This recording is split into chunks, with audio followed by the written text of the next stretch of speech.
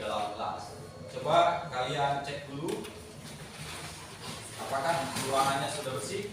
Ya. Kalau belum bersih silakan sampahnya dibuang ke tempat sampah.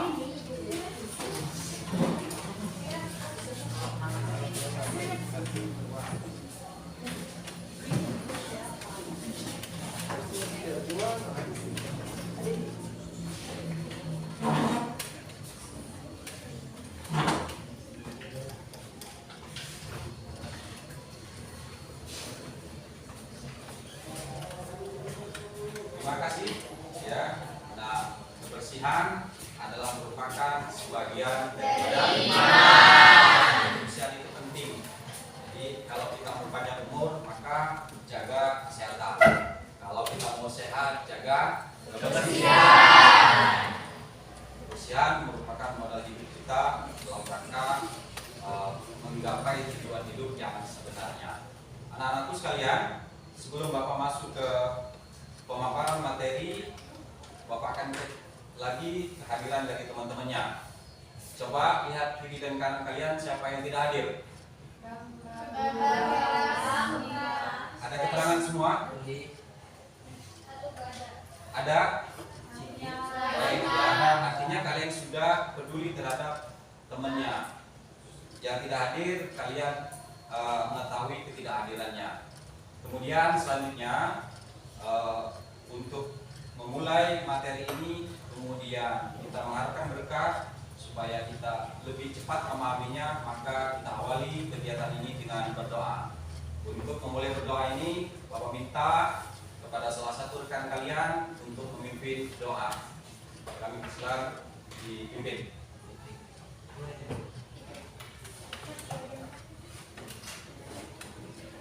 Untuk memulai pelajaran hari ini, kita berdoa terlebih dahulu. Berdoa mulai.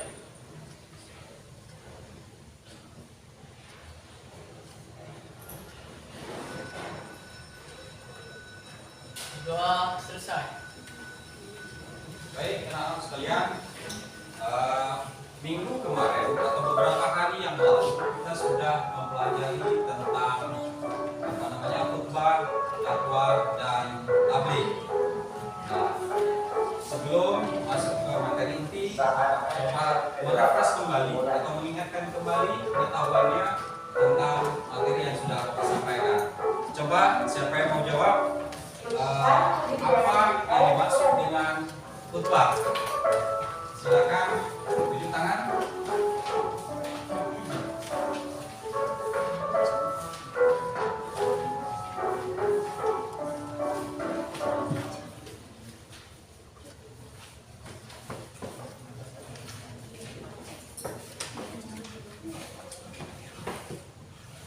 Apa yang dimaksud dengan khutbah?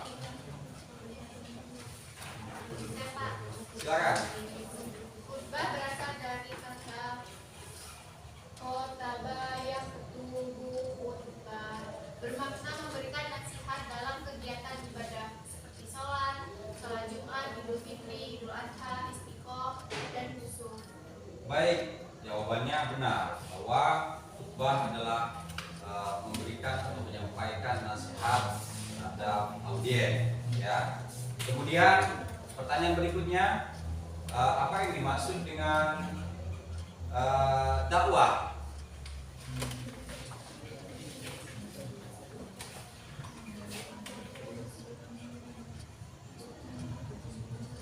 Coba. Silakan. Dakwah adalah kegiatan mengajak orang lain, seseorang atau lebih ke jalan Allah Subhanahu wa taala secara lisan atau perbuatan. Baik, jawabannya adalah mengajak sesama muslim untuk tetap dan menjalankan perintah-perintah Allah. Kemudian pertanyaan yang ketiga adalah apa yang dimaksud dengan tabligh?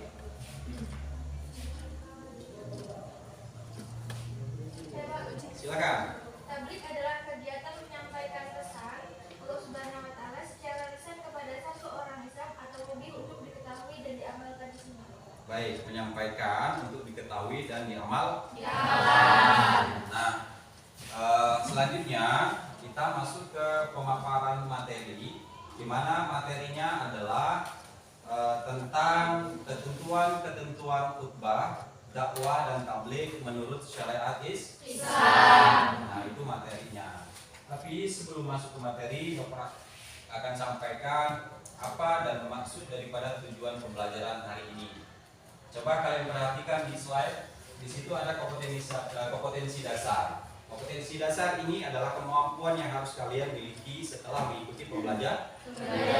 Kompetensi yang pertama adalah kalian mampu menganalisis pelaksanaan khutbah, tabligh dan analisis. Kemudian yang kedua adalah kalian mampu nantinya menyajikan ketentuan khutbah, tabligh dan dakwah. Karena dalam proses pelaksanaan dakwah, tabligh itu ada punya ketentuan-ketentuannya. Kemudian selanjutnya adalah untuk mencapai kompetensi tadi ada kiat-kiat yang harus kita lakukan. Yang pertama adalah menjelaskan ketentuan syariat Islam dalam pelaksanaan khutbah, tabligh dan dakwah. Kemudian yang keduanya adalah memperhatikan khutbah, tabligh dan dakwah. Dan yang ketiga adalah melaksanakan dakwah di masyarakat didukung dengan laporan secara tertulis. Endingnya kalian akan berpraktek untuk melaksanakan dakwah di masyarakat. Pembuktiannya adalah kalian membuat laporan. Kemudian selanjutnya tujuan, nah ini tujuan kita belajar ya. Tujuan kita belajar adalah setelah mengikuti pembelajaran peserta didik dapat menjelaskan ketentuan syariat Islam dalam pelaksanaan khutbah, tabligh dan dakwah. Kemudian yang kedua, setelah mengikuti pembelajaran siswa dapat mempraktikkan khutbah, tabligh dan dakwah.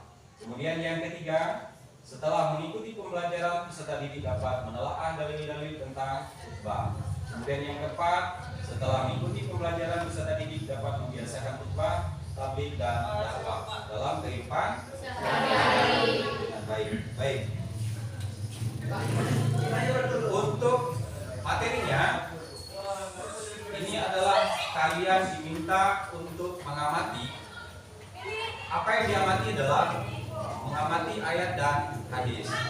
Setelah kalian amati, kalian analisa. Ya, kalian analisa. Silakan kalian perhatikan ayat. Yang pertama kalian perhatikan adalah ini.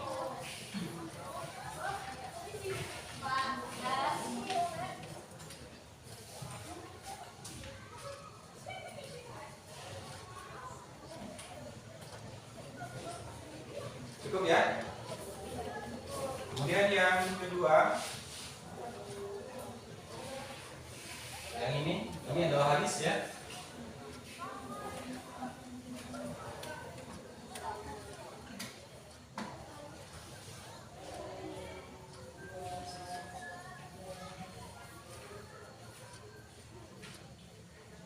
Cukup? Nah, dari hasil pengamatan ini, langkah berikutnya adalah Bapak akan membagi peserta didik ini dengan beberapa kelompok, ya. Nanti setelah dibagi kelompok, kalian akan berdiskusi apa yang kalian lihat, apa yang kalian amati dan apa yang kalian baca. Itu selanjutnya kalian analisa, kemudian kalian asosiasi daripada informasi itu. Kemudian nanti setelahnya kalian akan mempresentasikan hasil diskusi ke depan. Bisa dipahami ya? Bisa dimulai? Bisa. Silakan aktivitasnya dilaksanakan.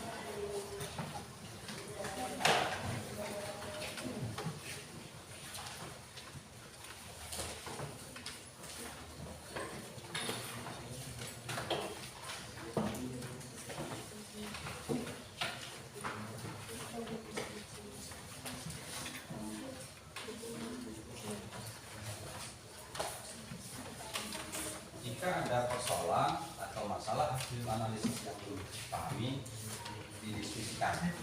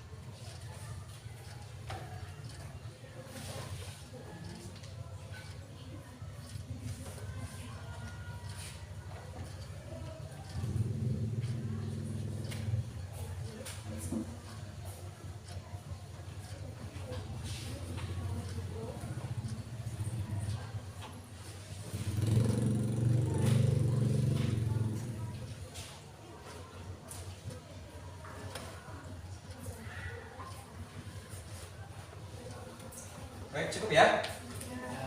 Baik. Nah, sekarang hasil daripada pengamatan dan analisa kalian coba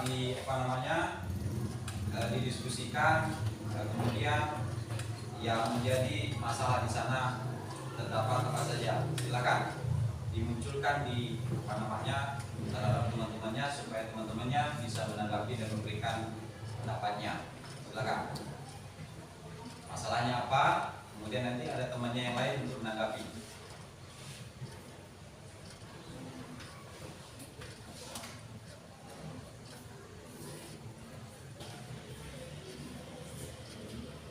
Silakan, di kelompok ini ada masalah.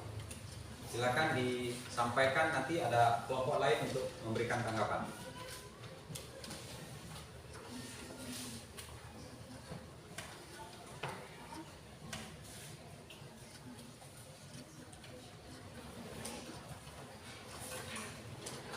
Kelompok yang ini ada masalah, silakan disampaikan masalahnya, nanti ada kelompok lain yang untuk memberikan tanggapan.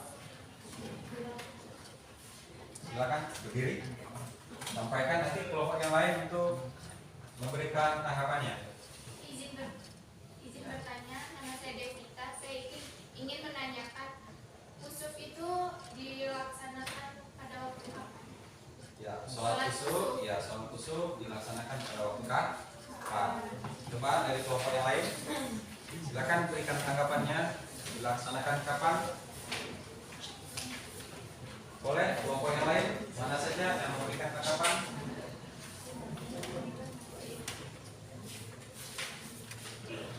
Sholat kusuf dilaksanakan waktu kapan?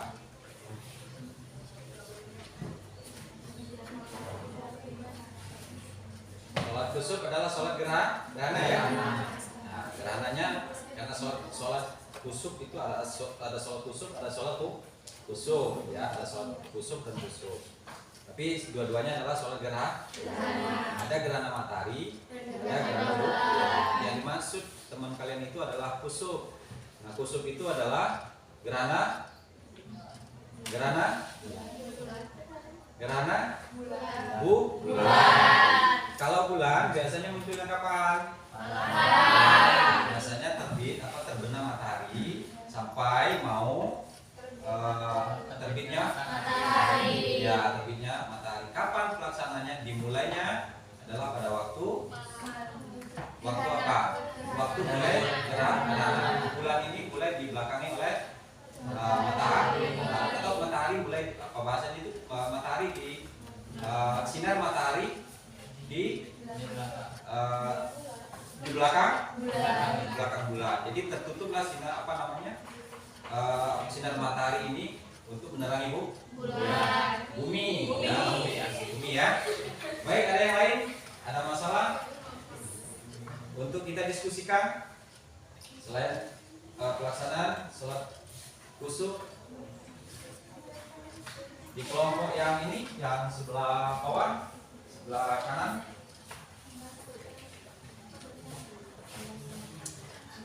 Cukup ya? Kalau memang cukup, nah kemudian langkah berikutnya adalah kita akan mempresentasikan hasil diskusinya. Bapak minta dari yang di bawah dulu perwakilannya untuk mempresentasikan hasil diskusinya. Silakan.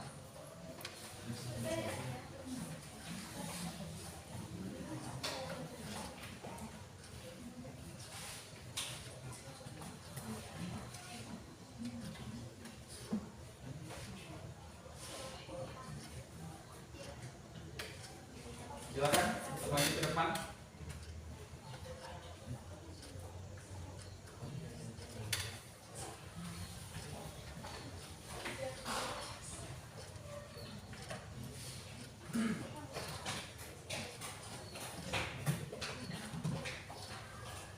Silakan maju.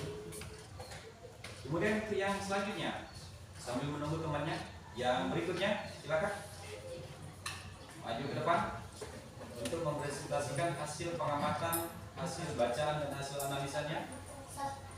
Silakan satu orang maju ke depan. Presentasikan bawa buku saja, bawa buku catatan atau ininya. Silakan bawa buku paket nggak apa-apa.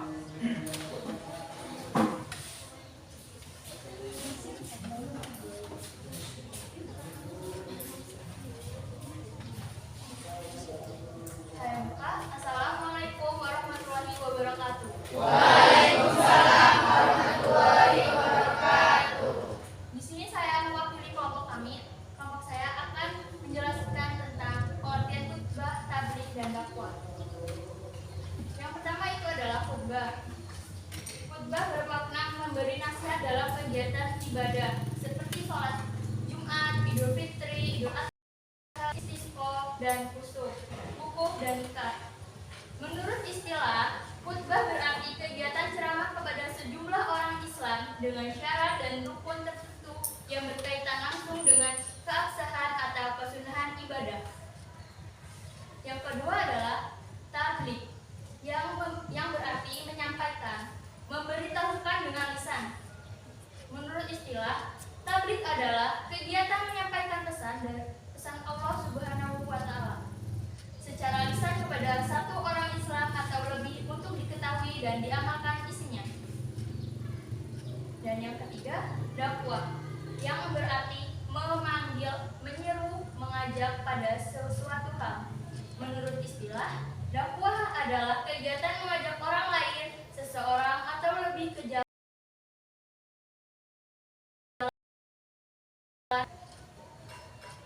Terus selanjutnya adalah ketentuan khutbah, tabligh, dan dakwah. Yang pertama itu adalah ketentuan khutbah. Syarat khatib yaitu Islam, balik, berakal sehat, dan mengetahui ilmu agama. Syarat dua khutbah. Pertama, khutbah dilaksanakan sesudah masuk waktu zuhur. Kedua, khatib duduk di antara dua khutbah. Khutbah diucapkan dengan suara yang keras dan jelas. Dan keempat adalah tertib. Rukun khutbah: membaca hamdalah, membaca syahadatain, dan membaca sholawat, berwasiat takwa, membaca ayat Al-Quran pada salah satu khutbah, dan berdoa pada khutbah kedua. Sunnah khutbah: khatib berdiri ketika khutbah, mengawali khutbah dengan memberi salam. Khutbah hendaknya jelas, mudah dipahami, tidak terlalu panjang. Khatib menghadap jamaah ketika khutbah, menertibkan rukun khutbah, membaca surat al-ikhlas ketika duduk di antara dua khutbah. Kedua, ketentuan tabligh. Pertama itu syarat mubalik. Pertama, Islam, balik, berakal, mendalami ajaran Islam. Kedua, etika dalam menyampaikan tabligh, bersikap lemah lembut, tidak kasar, dan tidak merusak. Kedua, menggunakan bahasa yang mudah dimengerti, mengutamakan musyawarah dan berdiskusi untuk memperoleh kesempatan bersama. Keempat, materi dakwah yang disampaikan harus mempunyai dasar hukum yang kuat dan jelas sumbernya. Kelima, menyampaikan dengan ikhlas dan sabar, sesuai dengan kondisi psikologis dan sosiologis para pendengarnya atau penerimanya. Dan keenam, tidak menghasut orang lain untuk bermusuhan, merusak, berselisih, dan mencari-cari kesalahan orang lain. Dan yang terakhir adalah ketentuan dakwah. Syarat dai. Pertama, Islam, balik, berakal, mendalami ajaran Islam. Etika dalam berdakwah. Dakwah dilaksanakan dengan hikmah, yaitu ucapan yang jelas, tegas, dan sikap yang bijaksana. Kedua, dakwah dilakukan dengan mau'izatul hasanah atau nasihat yang baik, yaitu cara persuasif atau tanpa kekerasan, dan edukatif atau memberikan pengajaran. Ketiga, dakwah dilaksanakan dengan memberi contoh yang baik atau uswatun hasanah. Dan terakhir adalah dakwah dilakukan dengan muzadalah, yaitu diskusi atau tukar pikiran yang berjalan secara dinamis dan santun serta menghargai pendapat orang lain. Mungkin itu saja yang dapat saya sampaikan tentang materi kali ini. Kurang lebihnya saya mohon maaf. Saya akhiri. Wassalamualaikum warahmatullahi wabarakatuh. Waalaikumsalam warahmatullahi wabarakatuh. Terima kasih. Kembali ke tempat. Kita beri apresiasi yang setinggi-tingginya. Keberanian adalah pangkal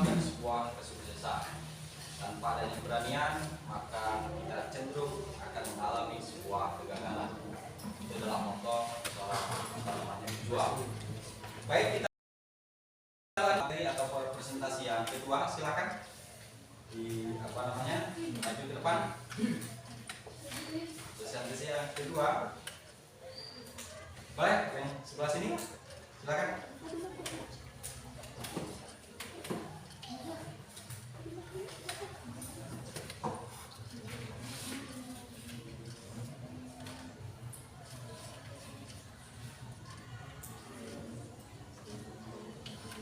Silakan.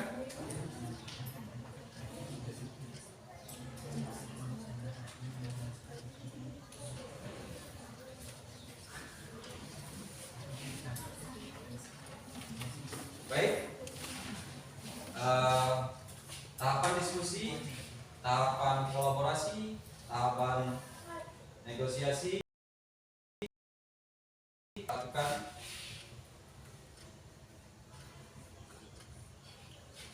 Sudah kita lakukan, maka pada berikutnya kita akan coba memberikan sebuah penguatan dan pemahaman agar supaya materi pembelajaran hari ini yang sudah kalian pelajari, yang sudah kalian amati, yang sudah kalian baca tidak menghati.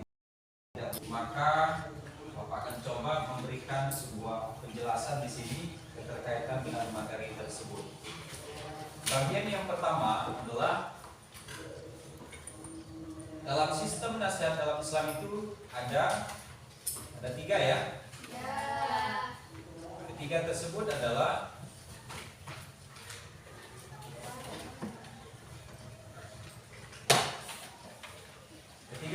adalah khutbah, tabligh dan kemudian berikutnya adalah kalau berbicara tentang khutbah, maka itu akan berkaitan dengan ibadah-ibadah lainnya.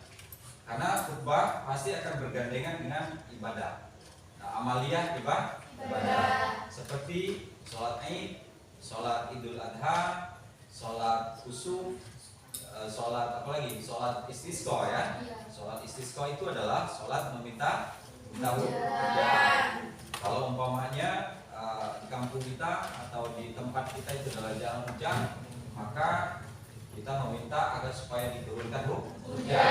Dengan cara apa? Dengan melaksanakan sholat sunnah dan pelaksanaannya adalah setelah pelaksanaan sholat sunnah. Beda dengan sholat Jumat. Kalau sholat Jumat dilaksanakan khutbahnya itu adalah sebelum. Ya. Kemudian khutbah berikutnya adalah yang tidak terkait dengan sholat. Apa itu? Adalah khutbah nikah ya, itu. Jadi sebelum kita menikah itu ada nasihat dulu atau ada sesuatu hal yang disampaikan untuk bekal daripada calon mempelai laki-laki maupun perempuan. Berikutnya adalah tentang syarat wajib. Nah, ketika melaksanakan khutbah ada sesuatu hal yang memang harus ada pada diri khatib. Apa itu khatib? Adalah orang yang akan melaksanakan berkhutbah. Ya, syarat yang harus ada pada dirinya adalah yang pertama, dia itu orang Islam. Ya, karena agama yang lain tidak mengenal khutbah. Yang pertama adalah Islam. Kemudian yang berbarengan dengan Islamnya, dia harus punya akal yang sehat atau berakal. Kemudian yang ketiga adalah dia sudah dewasa. Jadi kalau anak-anak belum syarat menjadi khutbah. Ya, kemudian yang kedua adalah mengetahui syarat rukun dan sunnah khutbah. Karena dalam khutbah itu ada rukunnya. Nah, karena kita belajar adalah ketentuan khutbah, tabligh dan dakwah dalam ketentuan syariat Islam, ya salah satunya itu kita harus memahami bagaimana kita mengetahui tentang syarat dan rukun sunnah khutbah. Kemudian berikutnya syarat yang harus ada pada diri khatib itu adalah suci dari hadas dan menutup aurat. Jadi kalau kita berkhutbah ya harus tutup auratnya, ya.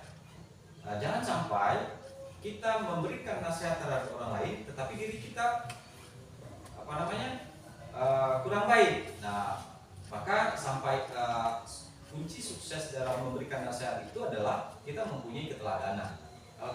Kalau dalam perilaku dan tingkah laku kita baik, mudah-mudahan apa yang kita ucapkan itu menjadi sesuatu yang berharga terhadap orang lain. Artinya diikuti, ya. Berikutnya adalah fasih dalam membaca Al-Quran. Nah, jadi khatib ya baca Quran yang benar, ya, bukan baru belajar. Karena kaitannya supaya pesan-pesan itu bisa tersampaikan. Kemudian berikutnya adalah si khatib ini harus memiliki akhlak yang baik di masyarakat. Jadi kalau umpamanya kita memilih khatib itu ya satu, intelektualnya ada, kemampuan kompetensi ilmuwan agamanya ada, pemahaman dalam Al-Quran juga ada, kemudian yang lain-lain ini pun termasuk akhlaknya juga sudah kita ketahui. Kemudian berikutnya yang harus kita pahami adalah khutbah itu, di dalam khutbah, pelaksana khutbah itu ada dua, ya. Ada dua khutbah. Itu kalau di sholat Jumat. Jadi kalau dalam sholat Jumat itu kalau kita laksanakan satu khutbah maka khutbahnya tidak sah. Kalau sholat sunnah yang lain itu bisa dilaksanakan satu khutbah. Atau umpamanya sholat id kita ada yang dua khutbah, ada yang satu khutbah. Jadi kalau sholat Jumat itu harus dua, khutbah pertama dan khutbah kedua.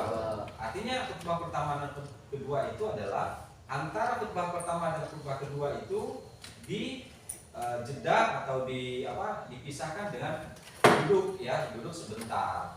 Jadi duduk sebentar itu adalah menandakan ada khutbah pertama dan ada khutbah yang kedua. Kemudian dalam berkhutbah itu dilakukan dengan berdiri, ya, dilakukan dengan berdiri. Kemudian berikutnya adalah duduk sebentar di antara dua khutbah. Kemudian yang ketiga adalah suara khatibnya harus terang dan jelas, ya. Enggak apa namanya? Bahasa kitanya apa? Suaranya nggak jelas, nggak bindeng, ya. Kemudian berikutnya adalah tertib, yaitu dimulai dari khutbah pertama, dilanjut khutbah yang kedua.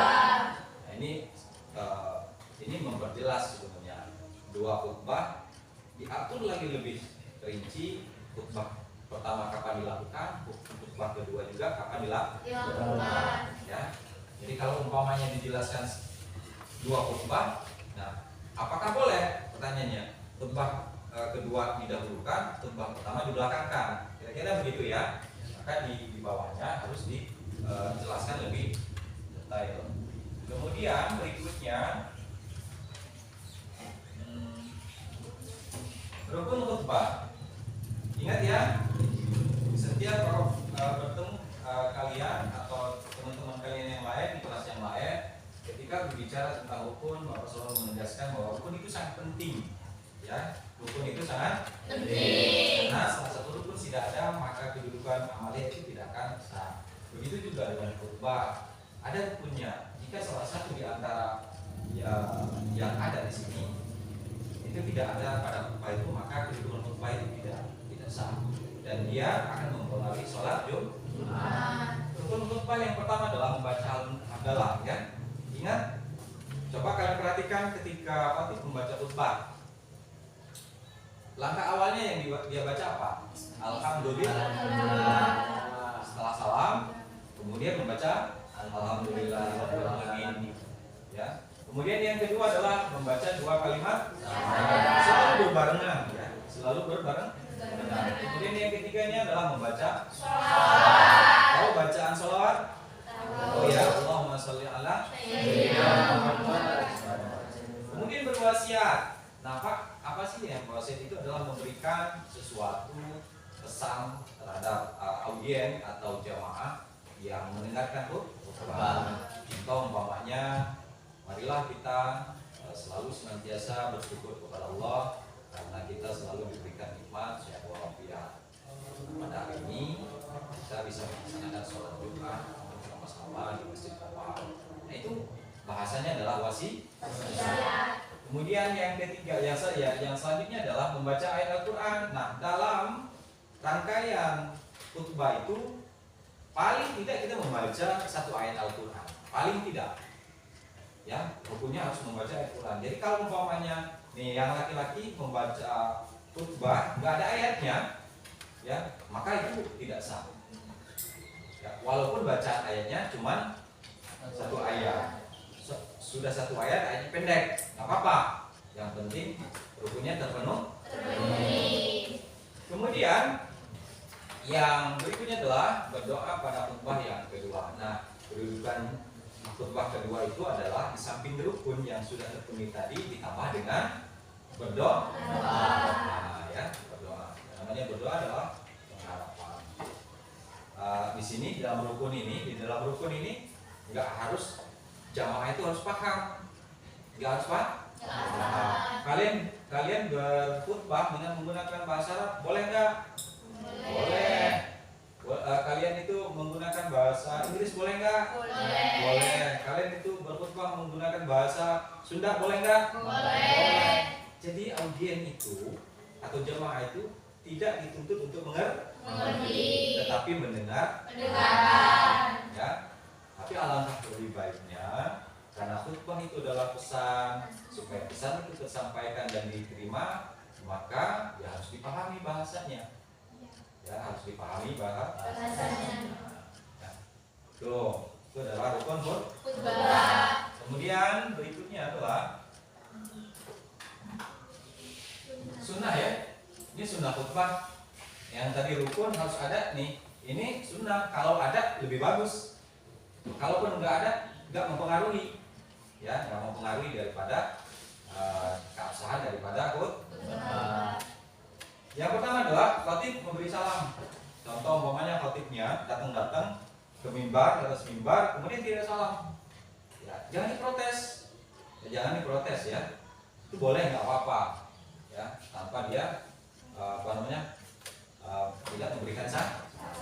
Kemudian yang kedua adalah khutbah disampaikan pada tempat yang tinggi. Nah, itu boleh berarti tidak di atas mimbar. Dilakukan berdiri tetapi dia di depan orang-orang ramai atau orang-orang jemaah ya. Kemudian yang ketiga adalah khutbah disampaikan dengan jelas dan terang. Jadi di syarat orang yang berkhutbah itu dia harus suaranya jelas dan terang. Kemudian yang keempat adalah khatib memperpendek khutbah. Nah, ini paling penting nih. Kadang-kadang sholat Jumat itu setannya luar biasa banyaknya. Ya. Lagi kita duduk aja sudah matanya udah kedip-kedip nih mau tidur, ya mau tidur tuh, itu luar biasa tuh soal Jumat. Karena Jumat itu adalah Sayyidul Ayyam julukannya. Sayyidul itu adalah rajanya hari itu adalah ada pada hari Jumat. Biasanya raja itu adalah punya kapasitas kualitas yang luar biasa di sana. Artinya apa? Hari Jumat itu ya hari yang luar biasa istimewaannya. Berdoa kita di sana bagus, melakukan sesuatu amalia di sana juga bagus. Kalau kita melaksanakan sholat Jumat sama halnya kita melaksanakan ibadah haji. Jadi kalau umpamanya kita semua nggak punya duit berhaji, ya sholat Jumat. Ya, jadi ibadahnya sama dengan melaksanakan ibadah haji. Cuma kita nggak ke Mekah saja. Ya, itu sampai ke sana. Kemudian kenapa berpendek? Khawatir nggak usut lagi tuh audiennya, ya, ngantuk dan sebagainya. Khawatir nanti ya mempengaruhi daripada memang dia nggak ngantuk tapi ngobrol gitu, ya. Nah, ngobrol itu akan berakibat Jumatnya itu kosong. Jumat dia memang melaksanakan sholat Jumat, tetapi nilai-nilai pahalanya nggak ada, kosong. Sama halnya kita puasa, lapar, puasa Ramadan, ya kan? Haus, kemudian lapar, nggak makan, itu nggak dapat pahala. Nah, itu kira-kira gitu ya. Kemudian yang kelima adalah khatib menertibkan rukun-rukun khutbah, letakkan di nomor 1, letakkan di nomor 5, jangan diacak-acak. Nomor 5 ditaruh nomor 1. Nah, ya, maksudnya mau cari sensasi gitu. Dengan rukun nomor 5 ditaruh nomor 1. Nah, itu nggak boleh. Artinya apa? Harus ditertibkan, ya. Berikutnya adalah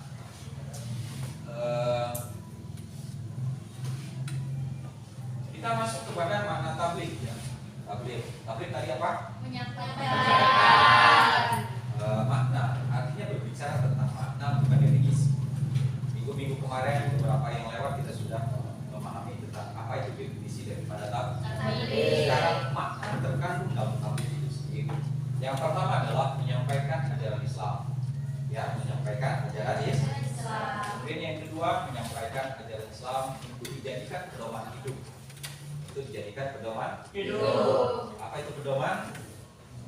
Pedoman itu adalah landasan, sesuatu hal yang memang harus kita lakukan. Kemudian berikutnya adalah dakwah Islamnya dalam menuntut lisan dan tulisan. Kemudian yang keempat menyampaikan pesan Allah Subhanahu wa taala secara lisan untuk diamalkan. Berikutnya pekerjaan penyiaran agama Islam. Kemudian yang keenam adalah tabligh bagian dari dakwah. Karena memang dakwah itu skup aspek yang dibahas itu lebih luas. Kalau tabligh hanya menyampaikan, tapi kalau dakwah dia melingkup daripada khutbah, lingkupnya juga masuk kepada wilayah tabligh. Kemudian yang ketujuh adalah tabligh lebih banyak pesannya lisan, ya lisan itu. Makanya menyampaikan, perhatikan melalui lisan. Kemudian 8 dakwah lebih luas aspek kehidupan muslim. Pembahasannya dakwah itu lebih luas. Itu masuk kepada tabligh. Kemudian berikutnya ketentuan tabligh. Poin 1, tabligh dilakukan dengan cara yang sopan. Tabligh sopan, jangan menghasut, ya, jangan mengompori atau mencari kesalahan orang lain. Kemudian yang keduanya adalah menggunakan bahasa yang mudah dimengerti. Ya, kita berbicara di jamaah yang memang ibu-ibu udah tua, bahasa Inggris. Boleh ya? Kemudian poin yang ketiga adalah materi tabligh harus mempunyai rujukan yang kuat ya. Artinya supaya nggak dicap hoax atau bohong, maka dia punya landasan dan punya rujukan. Maksud rujukan itu adalah referensinya. Kalau memang itu adalah merujuk kepada hadis, katakan hadisnya. Kalau memang itu adalah landasannya Al-Quran, maka sampaikanlah Al-Qurannya. Kemudian poin yang nomor 4 adalah disampaikan dengan ikhlas, benar, dan kesabaran. Ya, jangan mengharapkan amplop, jangan mengharapkan upah, jangan mengharapkan apalagi sesuatu hal yang yang sekiranya akan melebur daripada sebuah keikhlasan. Kemudian harus sabar. Yang namanya sabar enak enggak? Ya enggak enak. Ya, artinya apa? Oh, ternyata ada risiko di sana ketika kita bertabligh. Ada penolakan, ada penghasutan dan sebagainya. Maka di situ ada disematkan bahwa kesabaran. Kemudian poin 5 adalah tidak menghasut atau mencari kesalahan orang lain. Itu tadi sudah disampaikan. Kemudian berikutnya tata cara tabligh. Tadi khutbah ya. Sekarang tabligh. Pertama adalah mengajak orang. Tabligh itu sudah disampaikan, ayo datang. Itu mengajak mengajak orang. Nah, tetapi di sini tabligh ini harus mengajak orang yang orang yang terlebih dekat dari kita, keluarga adik, abang, itu dari lingkungan keluarga terlebih dahulu ya, baru ke tetangga dekat, tetangga jauh. Jangan kebaliknya jauh diajak, adiknya enggak, ya, atau yang tetangga dekat diajak, abangnya enggak. Nah, itu kebalik. Artinya dari lingkup keluarga dulu itu ya perlu sampaikan atau diajak. Kemudian berikutnya adalah mendekati pihak lain dengan kapasitas ilmu dan martabat itu adalah jabatan. Jadi dalam satu daerah itu biasanya ada orang yang sepuh, ya, orang yang sudah dituakan, orang yang memang punya ilmu, dan dia punya pangkat dan jabatan. Ini salah satu strategi dan taktik dalam bertabligh ya, dalam bertabligh. Supaya apa? Supaya pesannya ini, supaya dakwahnya ini adalah merata ke masyarakat di suatu wilayah. Kemudian berikutnya adalah mengajak pihak lain dengan bekerja sama. Ini sinkron dengan yang di atas, membantu agar semua lapisan masyarakat terkena sasaran daripada tabligh. Ada kolaborasi antara warga setempat dengan orang-orang yang melakukan tabligh. Itu masuk pada strateginya ya. Kemudian berikutnya akan praktiknya ya. Praktiknya pertama adalah persiapannya harus ada, pelajari materi agar sesuai dengan kebutuhan audiens. Kemudian berikutnya adalah perencanaan informasi yang disampaikan praktis, jangan bertele-tele. Kemudian bahasa yang sederhana. Kemudian mengajak jamaah berdiskusi, hindari gaya menggurui. Nah ini paling penting nih, ya. Jangan menggurui, tahu ya? Nah, menggurui. Tapi bentuknya adalah kita menyampaikan. Ingat, kata kuncinya menyampaikan.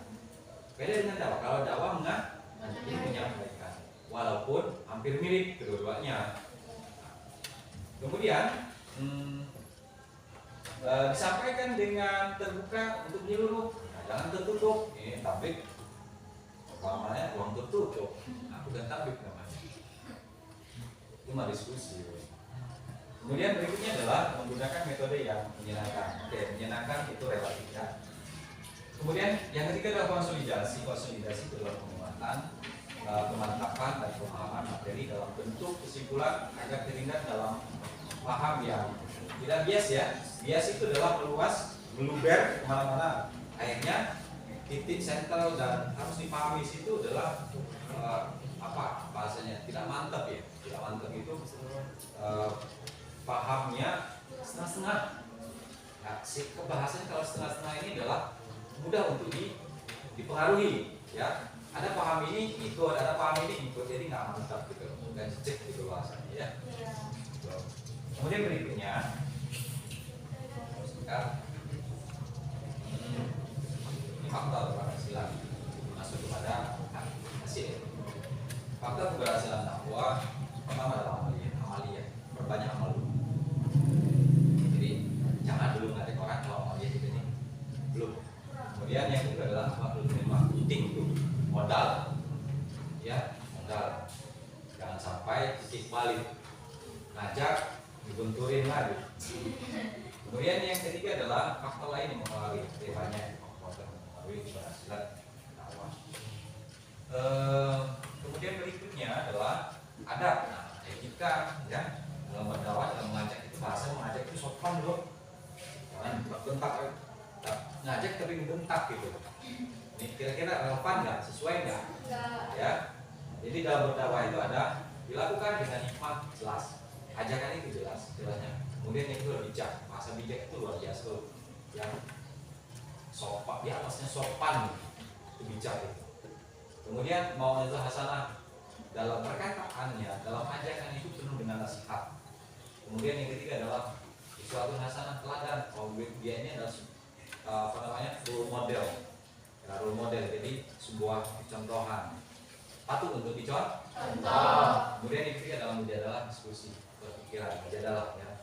Jadi orang yang berdakwah itu biasanya sopan, kemudian santun, bijak, tapi dia nggak mau juga tuh untuk mendoktrin. Bahasa mendoktrin itu mencekoki, tapi dia selalu berdiskusi, ngajak berdiskusi. Dakwah itu berarti levelnya adalah level yang bagus itu, pemahamannya luas. Kemudian berikutnya sasaran. Sebelum mendekati akhir ada sasaran dan tujuan. Pertama adalah sasaran dari dakwah, memberikan semangat dan motivasi agar selalu meningkatkan kualitas amaliyah. Itu tujuan apa sasaran. Kemudian yang berikutnya adalah menjadikan hidup lebih baik. Kemudian yang ketiga tujuannya adalah mengajak dan menyuruh beriman kepada Allah, mengerjakan amal soleh, menjadikan aktivitas hidupnya hanya untuk beribadah. Berikutnya adalah nah, Nabi Muhammad SAW turunkan di muka bumi ini. Salah satu dan tujuan akhirnya adalah diikutan bima makarimal. Nabi Muhammad berdakwah dari satu tempat ke tempat yang lain, menghabiskan banyak harta, menghabiskan banyak uang, hanya untuk apa? Hanya untuk menyempurnakan akhlak. Ini tujuan itu. Dakwah itu adalah menyempurnakan akhlak. Kemudian berikutnya syaratnya. Tadi syarat mubalik, syarat khatib ya, sekarang syarat lain. Satu kata dengan perbuatan. Maksudnya paham ya? Jadi kalau kita menjadi seorang dai, apa yang diomongin, ya itulah perilaku kita. Gitu loh. Ayo kita sholat, oh berarti benar-benar kita ini gak pernah meninggalkan sholat. Kemudian berikutnya paham dengan objek dakwah, ngomong, jadi bahasanya ngomong mana-mana tapi apa? Bahasanya kayak orang mimpi, yang lindur. Nah, jadi objek yang ilmu yang disampaikan itu benar, itu punya rujukan yang jelas. Kemudian berikutnya adalah memiliki keberanian dan ketegasan. Ya, karena memang kadang-kadang dakwah itu di tempat yang atau di lokasi yang ekstrim, ya, tempat yang banyak premannya, di tempat yang memang tempat maksiat, di tempat yang apa ya bahasanya orang-orang yang nakal, itu butuh keberanian. Kan di seorang penai ya harus punya karakter itu. Kemudian berikutnya adalah memiliki ketabahan dan kesabaran, sama dengan tadi ya. Tadi ya ngajak pertama nggak berhasil, ngajak kedua nggak berhasil, mesin enak itu nggak berhasil, Nabi timpukin, dilemparin, diusir. Makanya di situ harus ada bahasanya memiliki ketabahan dan kesabaran. Sampai batu di air bisa membuat sebuah lubang pada batu yang keras. Apa hidup itu adalah merupakan bayangan bagi kita untuk mengukur sampai sejauh mana tingkat kesabaran kita untuk meluluhkan sesuatu. Kemudian yang berikutnya adalah kita harus sadar bahwa tugas mengajak itu ada pada diri kita, menentukan bukan kita. Ya, makanya ada sindiran di atas tadi ya, memiliki kesabaran. Yang membolak-balikkan hati manusia itu adalah Tuhan. Jadi tugas kita adalah menyuruh, mengajak, menyampaikan. Mau ikut, mau enggak, itu bukan urusan kita. Jadi kita harus sadar itu. Gitu ya. Jangan kalau kita ajak dia nggak mau, jangan marah. Itu maksudnya. Ya. Kemudian bertawakal dan terus berdoa. Ya. Itu setelah kita sabar, kita kembalikan kepada Sang Pencipta atau yang menggerakkan, membolak-balikan atau menggerakkan hati manusia. Kita serahkan ke sana. Kemudian berikutnya hampir mendekati terakhir, metode dakwah. Oke, supaya berhasil berarti kita punya taktik dan strategi dalam berdakwah. Kita mau pasar supaya cepat nyampe nya, harus tahu jalan. Kira-kira begitu ya. Supaya kita cepat belanjanya, tujuan kita tercapai, berarti kita harus tahu tokonya, tahu juga apa penawarnya, ya, supaya cepat. Nah yang pertama adalah harus ada pada diri kita, ya, meluruskan niat, tujuan cepat nyampe ya lurus dulu, ikhlas dulu niatnya. Kemudian yang kedua adalah harus bijak, dan yang ketiga adalah mau'izah hasanah, tadi sudah disampaikan apa itu mau'izah hasanah. Kemudian yang keempat adalah mujadalah, tadi sudah. Kemudian yang kelima adalah metode Al-Quran dalam menyajikan dakwah, benar. Ya, harus ada kutipan Al-Quran. Ngomong kita 1 jam, 2 jam, tapi belum nggak ada ayat-ayat Al-Quran habisnya. Kayaknya ibaratnya kita minum teh tapi nggak ada tehnya. Kira-kira gitu ya. Kemudian berikutnya media dan manajemen. Nah ini perlu ada media. Media ini adalah salah satu alat instrumen dalam rangka penyebaran luasan daripada dakwah. Ya, sekarang itu dakwahnya media dakwah melalui tulisan, melalui medsos ya. Manajemen apa saja? Yang pertama adalah perencanaan, kemudian pelaksanaan, kemudian evaluasi. Ternyata ada ya di dalam dakwah itu evaluasinya. Pak, evaluasi itu adalah penilaian. Karena nanti setelah penilaian berarti harus ada tindak lanjutnya. Kemudian yang keempat adalah prinsip lain yang mendukung dakwah. Oke. Ini dalam manajemen. Kemudian media ini pastinya ada media elektronik dan media cetak kayaknya sudah berkurang, sekarang didominasi oleh media elektronik. Baik, itulah kesimpulan materi hari ini yang Bapak sampaikan. Jika memang ada sesuatu hal yang belum dipahami, harus ditanyakan. Silakan.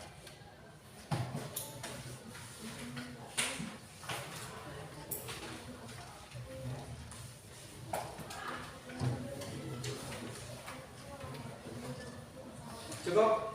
Kalau cukup, ya boleh ya. Kalau memang sudah cukup, maka fase berikutnya adalah kita merefleksikan proses pembelajaran hari ini. Dengan cara apa?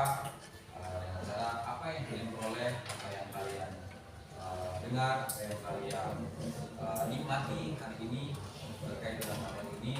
Tentu saja adalah modal kita untuk melakukan sesuatu ke depan. Dan itu bermanfaat bagi kita. Jadi kesimpulannya materi hari ini tentang prosedur pelaksanaan dakwah, ketentuan dakwah, tabligh dan khutbah sudah Bapak sampaikan dan kalian sudah memahami semuanya. Untuk itu menutup materi hari ini kita sama-sama.